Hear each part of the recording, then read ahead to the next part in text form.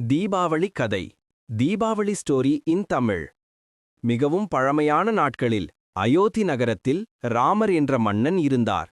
அவர் தந்தை தசரதர், தாயார் கௌசல்யை.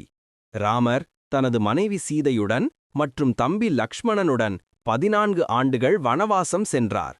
அந்த காலத்தில் லங்கையின் அரசன் ராவணன் சீதையை கடத்திச் சென்றான். ராமரும் லக்ஷ்மணனும் ஹனுமான் மற்றும் அவரது வானர சேனையுடன் சேர்ந்து ராவணனை எதிர்த்து போராடினர்.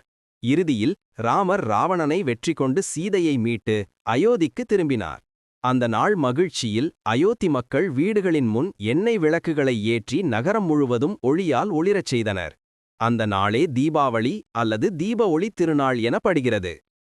தீபாவளி நமக்கு சொல்லும் நெறி: இருளை அகற்றி ஒளியை வரவேற்பது, தீமையை வென்று நன்மை வளர்ப்பது. தீபாவளி வழக்கங்கள்: வீடு முழுவதும் சுத்தம் செய்து அலங்கரித்தல், புதிய ஆடைகள் அணிதல், இனிப்பு காரம் ஆகியவற்றை தயாரித்தல், பட்டாசு வெடித்தல், உறவினர்களுடன் சந்தோஷமாக வாழ்த்துக்களை பகிர்தல். தீபாவளி என்பது ஒளியின் வெற்றி, நன்மையின் வெற்றி என்பதற்கான அடையாளம் ஆகும்.